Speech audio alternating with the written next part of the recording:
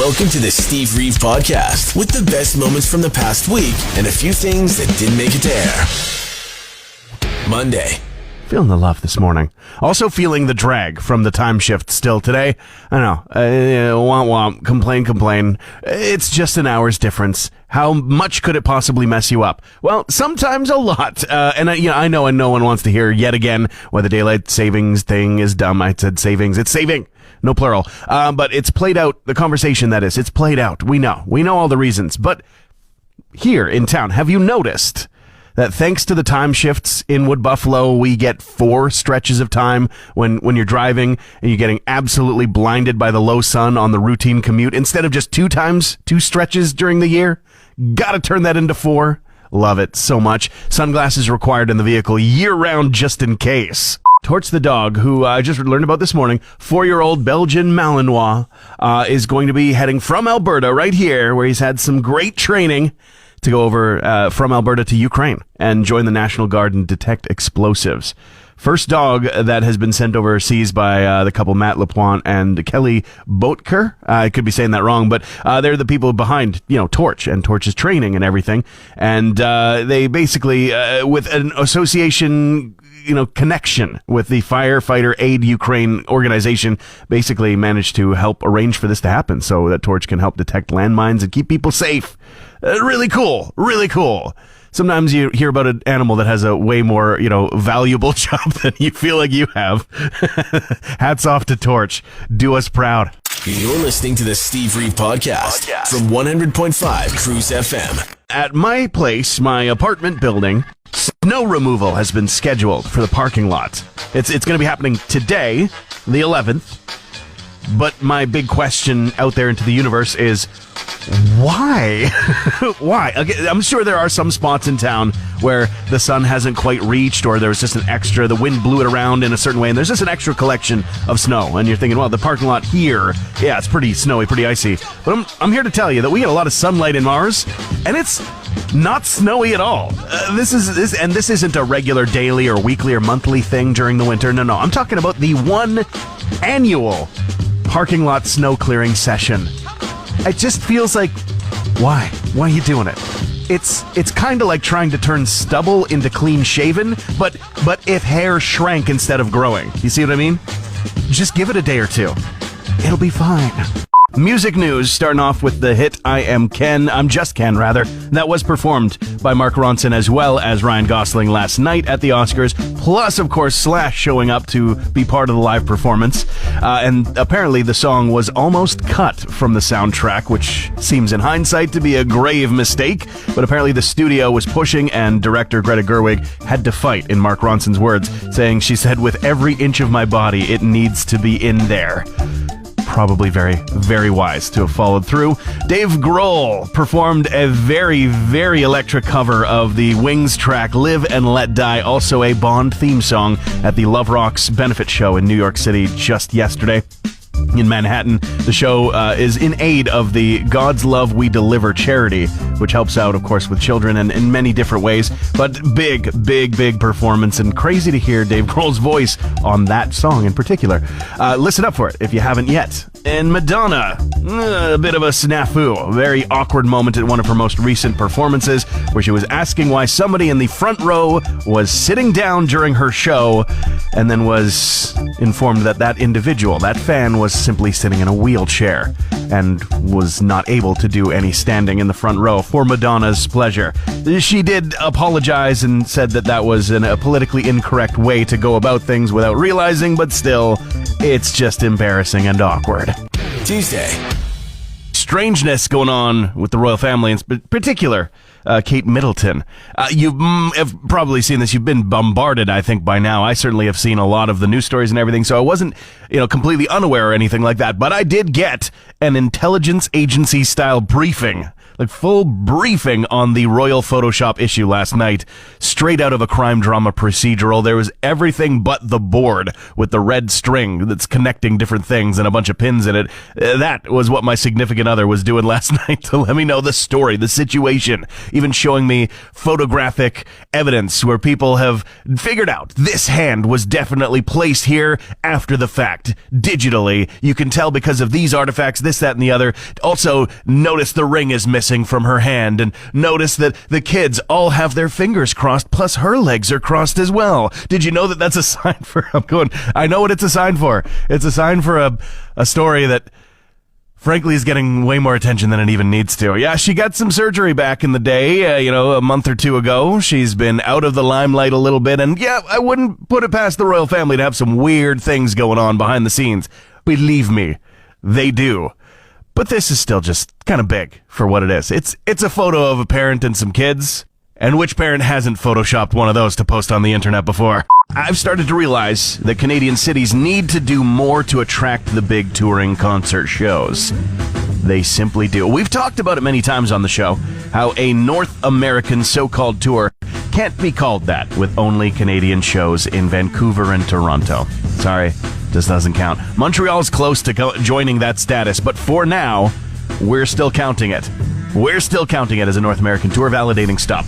Love them or hate them, Weezer is embarking on a tour spanning our continent and ranging a little bit of Europe as well to play their Blue album in full. Very cool. And wouldn't you know it, only Vancouver and Toronto. I checked it this morning. They just announced those dates. It happens all the time. All the time. And it can't just be the promoters and the bookers choosing these spots. Open your doors, Edmonton. Calgary, make the calls. And for McMurray, well, we're not expecting the world tours to stop here necessarily, but I'd settle for a ratio of acts that, has a little bit less country, John Lennon giving his best pick for who should play John Lennon in the upcoming Sam Mendes biopics. If you hadn't heard, all 4 members of the Lads from Liverpool are going to get their own interacting and overlapping biopics, all directed by the same person. He was, of course, at the Oscars winning an award for his short animation, War Is Over, inspired by the music of John and Yoko. And he was asked, Who might you think should play your father, John, in this film, in these films? And he said, I hope Emma Stone might consider it because she did such a good job in Poor Things. I think if you're going to reach out like that as an actor, the next obvious step is to really go for it and be John Lennon. I fully do. That would be very, very interesting.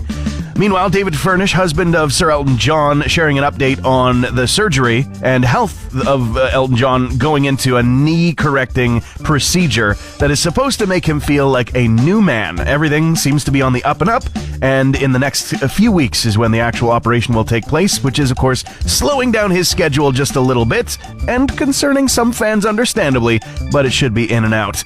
And sad news to end off for our headlines this morning. Eric Carmen, frontman for the band The Raspberries, as well as the singer of the iconic song All By Myself, has passed away at the age of 74, as shared by his wife on his website.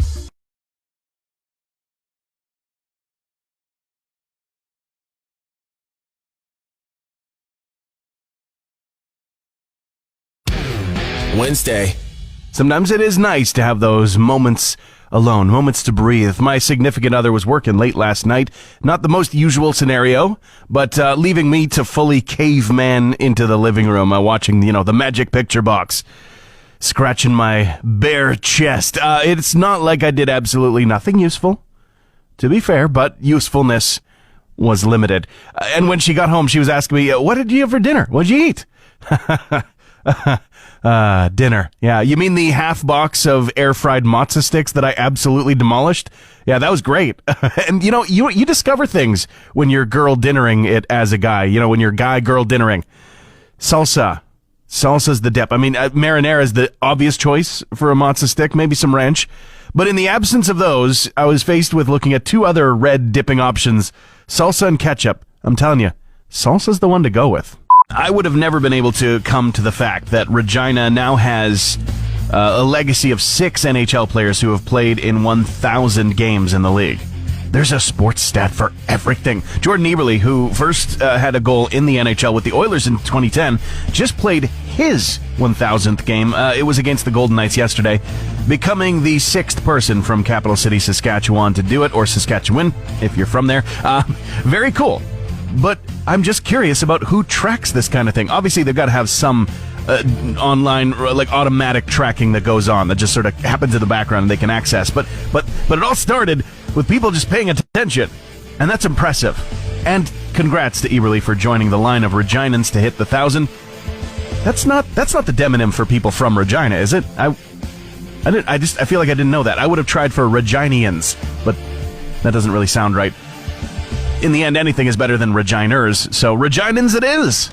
Hey Alexa, play the Steve Reeve podcast. Neil Young in the news. He's going to be coming for a concert in Alberta before too long, but his music is going to be returning to Spotify before then. If you didn't know, back in 2022, he raised issue with Spotify, where his music was being hosted for streaming, also sharing the Joe Rogan podcast and misinformation that was being shared about the COVID-19 vaccine.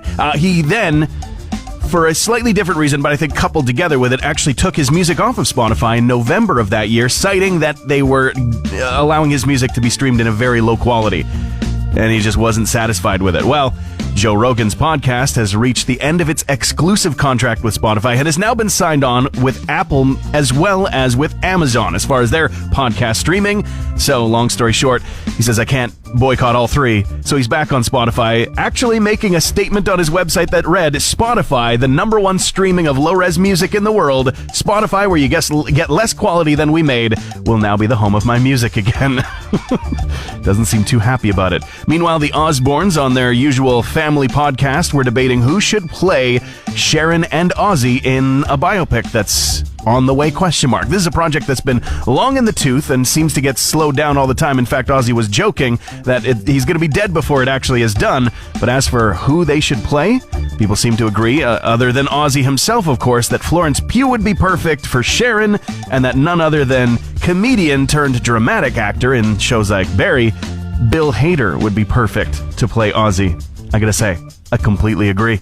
Managed to get on the phone line Doug Roxburgh, who, you've also got a connection to Fort McMurray and area. Used to be a local TV producer here. How are you doing today? Doing very well. Love Fort McMurray and miss everybody up there. So I was reading an article, a CTV article, and I saw your name pop up because you're now brand integrity director for Goodwill Alberta, and you had something stop by one of the shops in Sherwood Park that was absolutely astounding to me. That's correct. I've been working with Goodwill for the last 6 years. We have a mission of helping people with disabilities to find meaningful work through the resale of donated goods.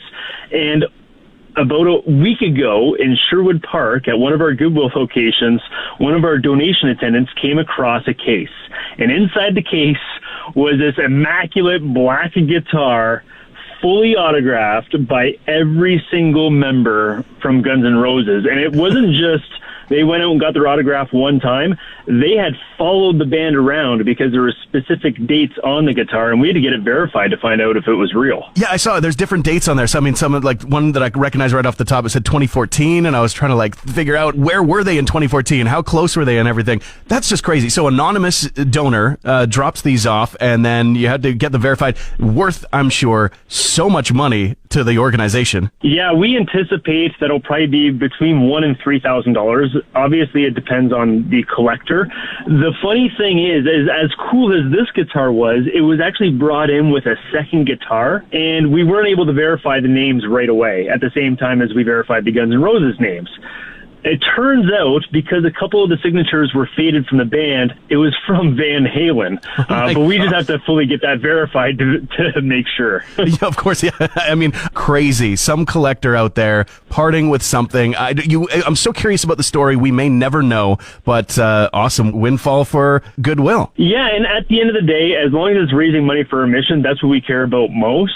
We get unique donations all the time. We've had everything from, sadly, a grenade to a narwhal tusk to a sealskin jacket. And we've seen autographs before. We've seen autographs from like the Oilers and you know, famous players like that. But nothing like of an iconic like rock band that's internationally known. Like, we just haven't seen that come in before. Such a cool story. Well, I hope that gets tons of money for you guys. And of course, spreading the word of what you guys do using this opportunity. That's so awesome. Thanks for talking to me, Doug. Thanks a lot, Steve. And like I said, miss everybody up in Fort Mac. Fort Mac misses you too, man. Cheers. Thursday. Carolina Hurricanes at games. They just announced a couple days ago that they've started selling big beers served in a hollow hockey stick. And not a real one, like a hockey stick shaped thing. You get it. I can't get a read on the exact volume that this thing holds. I've been looking, but it does fill up beyond the clear plastic part shown in the photos and down into the business end of the stick, meaning that there's a very real Das Boot potential for a vacuum bubble to cause the end of your drink to end up on you instead of in you. Not a problem for anybody who's watched the movie Beer Fest. The bubble is essentially a high-pressure vacuum that grows and grows until it gets to the heel, and then it pops and explodes out of the boot, okay? So what you want to do is create a spiral effect by spinning the boot and making a whirlpool. Right when the bubble hits the corner, gravity will take over and shoot beer right down your throats. So what you're saying is when the bubble comes, just turn the boot. Exactly. Simple as that. Of course, now I need to pee after listening to that. Plus, hey, you can turn them green for St. Patrick's Day. Now just how do you put them down?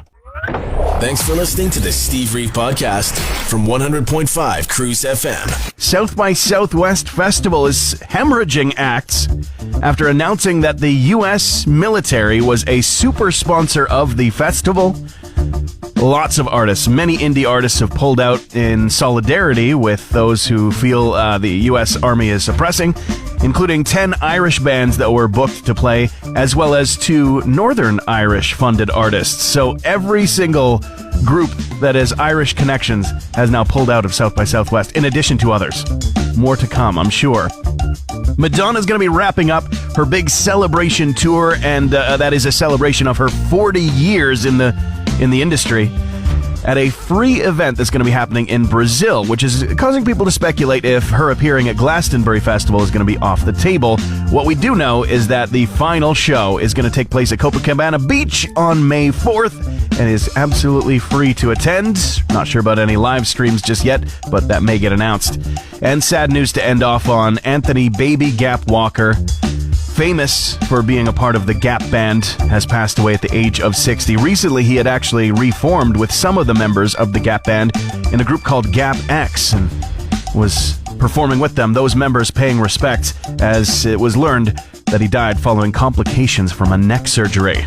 Special day going on in my household today. My partner is at the final steps of becoming a Canadian citizen today, which is so cool and a long time coming. She's been working hard at it and has been here for quite some time. We've been together for forever.